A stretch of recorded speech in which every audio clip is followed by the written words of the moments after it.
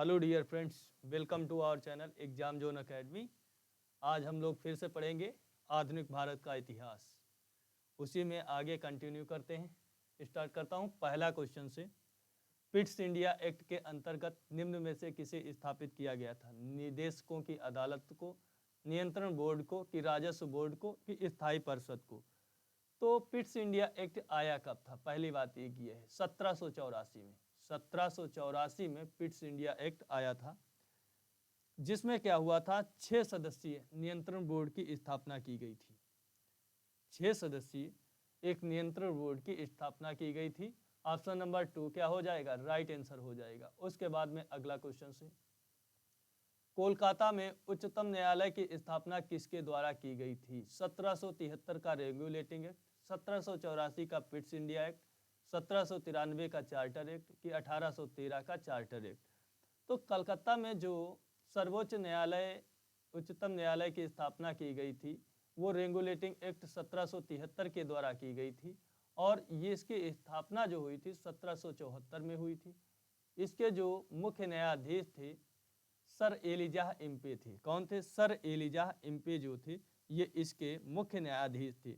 और इसमें 3 और न्यायाधीश थे। मुख्य न्यायाधीश सर एलिजाह इम्पे थे, और इसके अलावा चैम्बर्स एक थे। एक न्यायाधीश कौन थे? चैम्बर्स थे। दूसरे लिमेस्टर थे, और एक हाइड थे। कौन थे? हाइड। ये 3 लोग और थे। 4 सदस्यीय उच्चतम न्यायालय में 4 न्यायाधीश होते थे, एक मुख्य होते थे, जिनका नाम सर एलिजा इम्पे था। और उसके बाद में 3 अन्य थे, उसमें चैम्बर्स थे और लिमेस्टर थे, और चौथे कौन थे? हाइड थे। उसके बाद में अगला क्वेश्चन से, किस चार्टर एक्ट से चीन के साथ ईस्ट इंडिया कंपनी का व्यापार का एकाधिकार जो था उसे समाप्त कर दिया गया था? चार्टर एक्ट 1893 के द्वारा, कि चार्टर एक्ट 1813, कि चार्टर एक्ट 1833, कि चार्टर एक्ट 1853 के द्वारा? तो चीन के साथ में जो एकाधिकार ईस्ट इंडिया का जो व्यापार था उसे समाप्त किया गया था, वो 1833 के चार्टर एक्ट के द्वारा समाप्त किया गया था। ऑप्शन नंबर 3 क्या हो जाएगा? इसका राइट आंसर हो जाएगा। उसके बाद में अगला क्वेश्चन से सांप्रदायिक निर्वाचन क्षेत्रों की पद्धति की शुरुआत भारत में किसके द्वारा शुरू की गई थी? जो सांप्रदायिक निर्वाचन क्षेत्रों की पद्धति जो थी वो किसके द्वारा शुरू किया गया था? 1892 का भारतीय काउंसिल अधिनियम के द्वारा, 1812 का भारतीय काउंसिल अधिनियम के द्वारा, 1909 के मार्ले मिंटो सुधार के द्वारा, कि 1919 के मॉन्टेग्यू चेम्सफोर्ड सुधार द्वारा, कि 1935 का भारत शासन अधिनियम के द्वारा? तो ये सांप्रदायिक निर्वाचन क्षेत्र की जो पद्धति की शुरुआत हुई थी वो 1909 के मार्ले मिंटो सुधार के द्वारा हुई थी।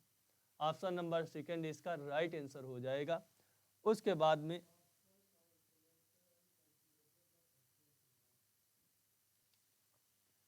अगला क्वेश्चन से, भारत में प्रांतीय स्वायत्तता की शुरू हुई थी। भारत में प्रांतीय स्वायत्तता शुरू की गई थी 1909 भारतीय परिषद अधिनियम के द्वारा, 1919 भारत शासन सरकार अधिनियम के द्वारा, कि 1935 भारत सरकार अधिनियम के द्वारा, कि 1947 भारतीय स्वतंत्रता अधिनियम के द्वारा? तो प्रांतीय स्वायत्तता की जो शुरुआत होती है वो 1935 के भारत शासन अधिनियम के द्वारा होती है। भारत सरकार अधिनियम या भारत शासन अधिनियम इसे भी कहते हैं, इसके द्वारा शुरू की गई थी। तो ऑप्शन नंबर 3 हो जाएगा, इसका राइट आंसर हो जाएगा। और इसके द्वारा ही प्रांतों में क्या होता है? द्वैध शासन की भी शुरुआत होती है। द्वैध शासन की भी शुरुआत होती है। उसके बाद में अगला क्वेश्चन से, किस अधिनियम की महत्वपूर्ण विशेषता प्रांतीय स्वायत्तता थी? 1935 के, कि 1919 के, कि 1909 के, कि 1958 के? तो 1935 के। किसके? 1935 के द्वारा ही प्रांतों में स्वायत्तता स्थापित की गई थी। उसके बाद में अगला क्वेश्चन से, 1919 के अधिनियम में द्वैध शासन को किस व्यक्ति ने परिचित कराया था? मॉन्टेग्यू ने, तेज बहादुर सप्रू ने, कि लाइकेन कर्टिस ने, लाइनेल कर्टिस ने, कि चेम्सफोर्ड ने? तो 1919 का जो वो मॉन्टेग्यू चेम्सफोर्ड रिपोर्ट जो थी उसके द्वारा द्वैध शासन की स्थापना की गई थी 1919 के। ऑप्शन नंबर 1 इसका राइट आंसर हो जाएगा। इसमें द्वैध शासन की स्थापना, द्वैध शासन को परिचित कराया था। उसके बाद में जिसे मॉन्टेग्यू चेम्सफोर्ड सुधार भी कहा जाता है। उसके बाद में अगला क्वेश्चन से, द्वैध शासन किस गवर्नमेंट ऑफ इंडिया एक्ट के द्वारा लागू किया गया था? लागू किया गया था 1919 के द्वारा तो इसे परिचित कराया गया था, जबकि लागू इसको किसके द्वारा किया गया था? लागू किया गया था। द्वैध शासन किस गवर्नमेंट ऑफ इंडिया के एक्ट के द्वारा लागू किया गया था? तो 1909 के द्वारा कि 1919 के द्वारा कि 1935 के द्वारा? तो द्वैध शासन जो था वो लागू किया गया था 1919 के एक्ट के द्वारा। 1919 के एक्ट के द्वारा लागू किया गया था और ये 1921 से 1937 तक लागू होता है। 1921 से 1937 तक लागू होता है। उसके बाद में अगला क्वेश्चन से, 1921 में नरेंद्र मंडल या चैम्बर ऑफ प्रिंसेप किसके द्वारा आरंभ किया गया था? लॉर्ड कर्जन के द्वारा कि लॉर्ड वेलेजली कि ड्यूक ऑफ कनॉट कि ड्यूक ऑफ वेलिंगटन के द्वारा? तो किसके द्वारा? तो नरेंद्र मंडल जो था 1921 में, ये किसके द्वारा? ड्यूक ऑफ कनॉट के द्वारा आरंभ किया गया था। ड्यूक ऑफ कनॉट के द्वारा आरंभ किया गया था। ऑप्शन नंबर 3 इसका राइट आंसर हो जाएगा। उसके बाद में अगला क्वेश्चन से, रॉलेट एक्ट 1919 किसके द्वारा लागू किया गया था? लॉर्ड चेम्सफोर्ड के द्वारा कि लॉर्ड विलियम के द्वारा कि लॉर्ड मिंटो के द्वारा कि लॉर्ड बेटिंग के द्वारा? तो रॉलेट एक्ट था वो किसके द्वारा लागू किया गया था? किसके शासनकाल में लागू किया गया था? तो रॉलेट एक्ट था लॉर्ड चेम्सफोर्ड के द्वारा 1919 में लागू किया गया था। उसके बाद में इसमें क्या था? रॉलेट एक्ट जो था ये क्या था? ये इसका मेन कार्य तो जो था, जिसे काला कानून की भी संज्ञा दी जाती है रॉलेट एक्ट को, जिसमें बिना दलील, बिना अपील, बिना वारंट के, बिना वकील, बिना अपील के और बिना दलील के किसी भी व्यक्ति को गिरफ्तार कर लिया जाता था और उसे क्या हो जाता था? इसे सजा दी जाती थी। और इसका मेन कार्य जो था, क्रांतिकारी जो थे उनके प्रभावों को समाप्त करना था और जो राष्ट्रीय भावना को ब्रिटिश जो थे वो उनको कुचलना था। ब्रिटिश जो थे जिनमें राष्ट्रीय भावना की जागृत होती थी, उन लोगों को समाप्त करना था। इसीलिए इसको काला कानून कहा जाता है। और इस एक्ट में क्या होता था? बिना अपील, बिना वकील तथा बिना दलील के कानून भी इसे कहा जाता है। उसके बाद में अगला क्वेश्चन से, गवर्नमेंट ऑफ इंडिया एक्ट 1935 किस पर आधारित था? साइमन कमीशन पर कि लॉर्ड कर्जन का कमीशन कि डिमिस्ट्रोस थीसिस कि लॉर्ड क्लाइव की रिपोर्ट पे? तो जो ये गवर्नमेंट ऑफ इंडिया एक्ट 1935 था, ये साइमन कमीशन पर आधारित था। साइमन कमीशन पर आधारित था। उसके बाद में अगला क्वेश्चन से, भारत के लिए संविधान बनाने वाली संविधान सभा किस वर्ष स्थापित की गई थी? 1947 में, 1948 में कि 1946 में कि 1949 में? तो किस समय तो ये स्थापित की गई थी? इसका ऑप्शन नंबर 3 इसका राइट आंसर है। संविधान सभा 1946 में क्या हुई थी? बनाने के लिए संविधान सभा स्थापित हुई थी। उसके बाद में संविधान सभा की प्रथम बैठक कब होती? 9 दिसंबर 1946 को होती। द्वितीय कब होती? 11 दिसंबर 1946 को होती। 11 दिसंबर 1946 की होती है, जिसमें पंडित जवाहरलाल नेहरू ने किसे उद्देश्य प्रस्ताव को पेश किया था? जिसे उद्देश्य प्रस्ताव को पेश किया था, जिसे बाद को 22 जनवरी 1947 को जिसे मंजूरी मिल जाती है और बाद को यह क्या उद्देश्य प्रस्ताव हुई? संविधान की प्रस्तावना का रूपरेखा के रूप में तैयार होता है। उसके बाद में अगला क्वेश्चन से, पंजाब में कृषि आंदोलन आयोजित करने के लिए लाला लाजपत राय को किस वर्ष निर्वासित करके मांडले भेजा गया था? तो लाला लाजपत राय को किस वर्ष भेजा गया था? 1905 में, 1907 में कि 1911 में कि 1909 में? तो लाला लाजपत राय को मांडले जेल भेजा गया था 1907 में। 1907 में पंजाब कृषि आंदोलन के आयोजित करने के दंड के निर्वासित करके इन्हें मांडले जेल भेजा गया था। उसके बाद में अगला क्वेश्चन से, दादा भाई नौरोजी के अनुसार स्वराज्य का अर्थ था पूर्ण स्वतंत्रता, स्वशासन, आर्थिक स्वतंत्रता, राजनीतिक स्वतंत्रता। तो दादा भाई जो नौरोजी थे उनका स्वराज्य का जो पूर्ण अर्थ था, स्वराज्य का जो अर्थ था वो स्वशासन था। वो कहते थे अपना शासन, मुझे पूर्ण स्वतंत्रता की नहीं लेकिन अपना शासन होना चाहिए। और जबकि बाल गंगाधर तिलक किसकी बात करते थे? पूर्ण स्वराज्य की बात करते थे। स्वराज्य मेरा जन्मसिद्ध अधिकार है और मैं इसे लेकर रहूंगा। गांधी जी के विदेशी वस्तुओं के बहिष्कार के आंदोलन का लक्ष्य था पूर्ण स्वतंत्रता, ब्रिटिश विरोधी भावना पैदा करना, कल्याण राज्य को प्रोत्साहन, कि कुटीर उद्योगों को प्रोत्साहन देना, कुटीर उद्योगों का प्रोत्साहन देना। तो गांधी जी का जो सपना था वो कुटीर उद्योगों को प्रोत्साहन देना था, क्योंकि जब हम लोग विदेशी कपड़ों को बहिष्कार करेंगे तो हम लोग अपने ही बनाए हुए या अपने घरेलू कंपनियों के द्वारा अपने स्वदेशी कपड़ों को पहनेंगे, जिससे हमारे कुटीर उद्योगों को प्रोत्साहन मिलेगा और बेकार लोगों को काम मिलेगा। उसके बाद में अगला क्वेश्चन से, सरोजनी नायडू मुस्लिम लीग से, मोहम्मद अली जिन्ना भारतीय राष्ट्रीय कांग्रेस से, तेज बहादुर सप्रू हिंदू समाज से, बीडी सावरकर लिबरल पार्टी से। तो इनको मिलान करना है। क्या करना? मिलान करना है, मिलान करना है। तो सरोजनी नायडू जो थी वो 1924 में कानपुर अधिवेशन की भारतीय राष्ट्रीय कांग्रेस की अध्यक्ष रह चुकी थी। भारतीय राष्ट्रीय कांग्रेस की अध्यक्ष, तो ये कांग्रेस से संबंधित थी। मोहम्मद अली जिन्ना जो थे ये आपके मुस्लिम लीग से संबंधित थे। मुस्लिम लीग से जो संबंधित थे ये मोहम्मद अली जिन्ना थे। और आपके तेज बहादुर जो सप्रू थे ये लिबरल पार्टी से संबंधित थे, जबकि बीडी सावरकर हिंदू महासभा से संबंधित थी। उसके बाद में अगला क्वेश्चन से, भारत को अधिकार क्षेत्र का दर्जा किस तारीख को दिया गया था? भारत को अधिकार क्षेत्र का जो दर्जा है किस तारीख को दिया गया था? 15 जनवरी 1947, 15 अगस्त 1947, 15 अगस्त 1950, 15 अक्टूबर 1947 को। तो भारत को जो अधिकार क्षेत्र का दर्जा, जब हमारा देश आज़ाद हुआ 15 अगस्त 1947 को, तो 15 अगस्त 1947 को ही अधिकार क्षेत्र का दर्जा भारत को दिया गया था।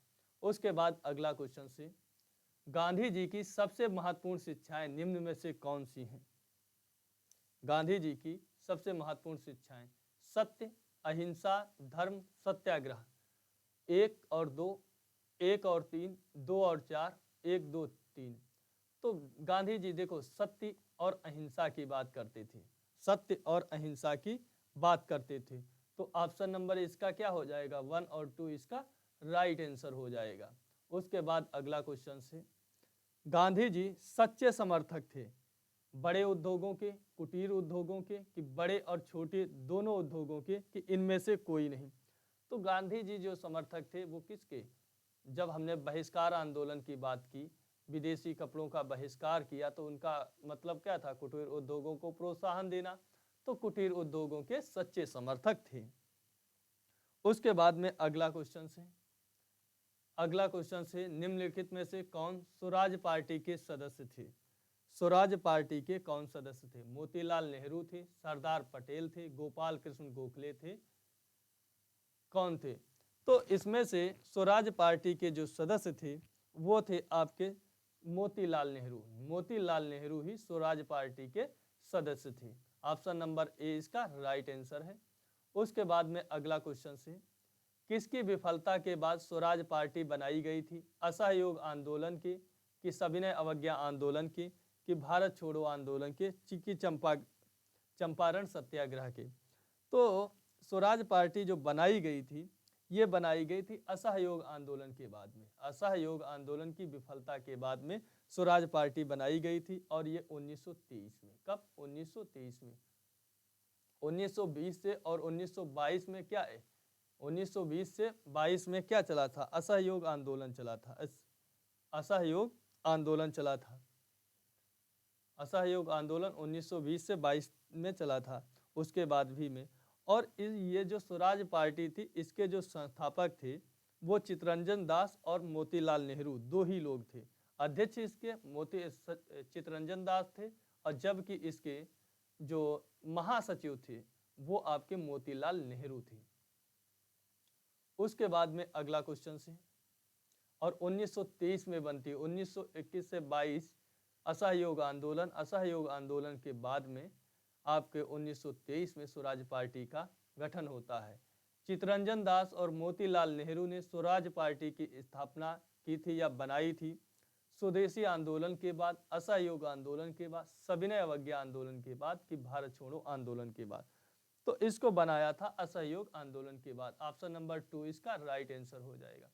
उसके बाद में अगला क्वेश्चन से, पंडित जवाहरलाल नेहरू का जन्म किस राज्य में हुआ था? राज्य में नहीं, किस राशि में हुआ था? किस राशि में हुआ था? पंडित जवाहरलाल नेहरू का जो जन्म हुआ था वो किस राशि में हुआ था? किस राशि में हुआ था? एमटीएस में क्वेश्चन पूछा गया था ये, किस राशि में हुआ था, किस राशि में हुआ था, ये पूछा गया था। एमटीएस में क्वेश्चन पूछा गया था, एमटीएस में पूछा गया था। तो इनका जो जन्म था वो किस राशि में हुआ था? सिंह राशि में, मकर राशि में, कि वृश्चिक राशि में, कि वृष राशि में हुआ था? कि वृष राशि में हुआ था। तो पंडित जवाहरलाल नेहरू का जो जन्म था वृश्चिक राशि में हुआ था। ऑप्शन नंबर 3 इसका राइट आंसर हो जाएगा। उसके बाद अगला क्वेश्चन से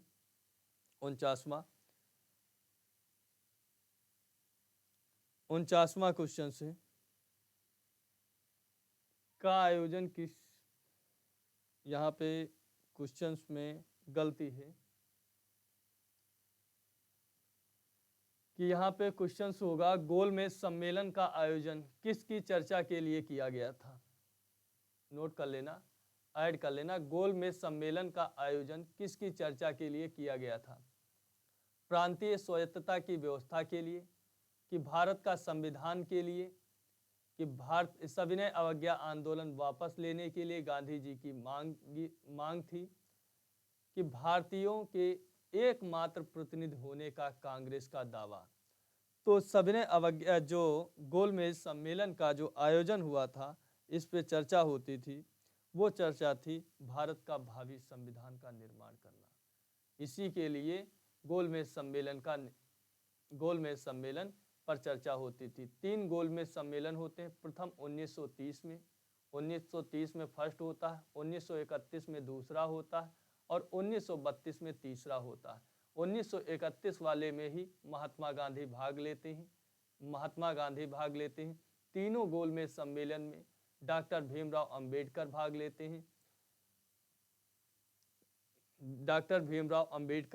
भाग लेते हैं। लेकिन दूसरे वाले में ही कांग्रेस भाग लेती है। कांग्रेस के प्रतिनिधि के तौर पे महात्मा गांधी वहां पे जाते हैं और इनकी वहां पे बात नहीं सुनी जाती। इसीलिए कहते हैं कि भारतीय संविधान की बात हो रही तो उसमें भारतीय संविधान जो होगा वो भारतीयों के द्वारा ही निर्मित और निर्माण किया जाएगा, ना कि विदेशियों के द्वारा। इसी बात को खंडन करते हुए वहां से वो झुलझुलाते हुए महात्मा गांधी वापस फिर लौट आते हैं भारत को और उसके बाद में तृतीय गोलमेज सम्मेलन बुलाया जाता है जिसमें महात्मा गांधी फिर से नहीं जाते हैं। उसके बाद में अगला क्वेश्चन से, 1927 में ब्रुसेल्स में दलित राष्ट्रवादियों की कांग्रेस में राष्ट्रीय कांग्रेस की ओर से किसने भाग लिया था? ब्रुसेल्स में किसने भाग लिया था? जवाहरलाल नेहरू ने, महात्मा गांधी ने, डॉक्टर अंसारी ने और मोतीलाल नेहरू ने।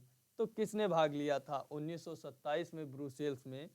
किसने भाग लिया था राष्ट्रवादियों में? तो कांग्रेस की ओर से जवाहरलाल नेहरू ने भाग लिया था। ऑप्शन नंबर 1 इसका राइट आंसर हो जाएगा। उसके बाद में ठीक है दोस्तों, इस वीडियो में 25 ही क्वेश्चंस रखते हैं। 25 की ही इसमें छोटी वीडियो होंगी, आप लोगों को पढ़ने में भी दिक्कत नहीं होगी। ठीक है, और ये वीडियो पसंद आए तो लाइक कर देना, शेयर कर देना, चैनल को सब्सक्राइब कर देना और आपको मिलता हूँ नेक्स्ट वीडियो में। ठीक है दोस्तों, जय हिंद दोस्तों।